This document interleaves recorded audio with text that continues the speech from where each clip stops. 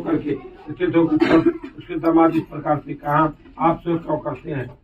दंडी साहब दे दिया, स्थित में चाहे सब कुछ कर सकते हैं, जिस समय उसी की शरण में चले वही इनकी इच्छा पूर्ण होगी।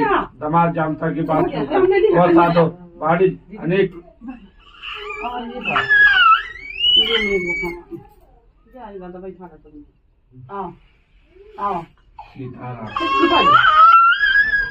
उनके पास गया और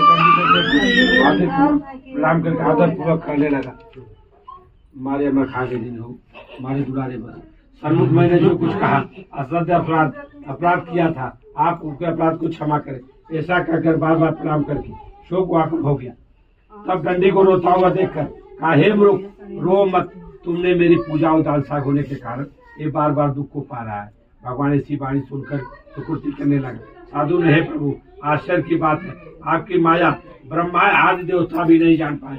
आप निर्गुण है, रूप है, अनेक रूप पाते हैं, फिर मूर्ख, आपकी माया मोहित होने के कारण मैं जानता हूँ आप प्रसन्न हो, धन बुद्ध के अनुसार पूजा करूंगा। आपकी शरण में आया हूँ। मेरा जो नौका स्थित पुराना धन था, मेरी रक्षा करे।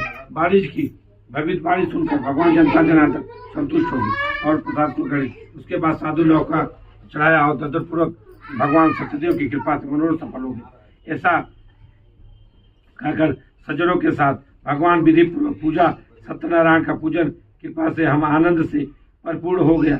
नौका अत्यंत संभाल उसे अपने देश के लिए प्रस्थान किया। बाड़ी ने अपने दामाद के साथ देखो नृत्यपुर नगरी दिखाई दे रही, रक्षक दूत को भेजा, समाचार दिया। तत्पश्चात अच्छा फुल नहीं है प्रभु,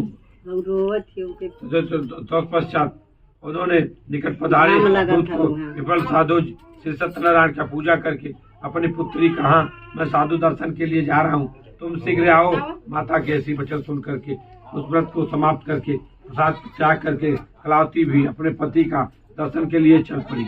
इसके बाद भगवान सत्यनारायण रुष्ट हो गए और उन्होंने उसके पति को नौका धन के साथ जल में डुबो दिया। उन्होंने प्रसाद को त्याग दिया, प्रसाद को ग्रहण नहीं किया और उन्होंने चली आई पति को देखने चले। भगवान नाराज हो गए और पति और पिता को जल में डुबो दिया। तब इसके बाद कन्या कलावती पति को न देखकर मान शोक रुदन करती हुई पृथ्वी पर गिर पड़ी। तो नौका दर्शन कैसे हो गया? भवित साधु सोचता आश्चर्य, नौका वेदांत लीलावती कन्या देख करके विफल होने लगी और इस प्रकार अभी नौका के साथ अलक्षित कैसे हो गए? देवताओं की उपेक्षा करने लगे। नौका को हरण करने की अतः श्री सत्यनारायण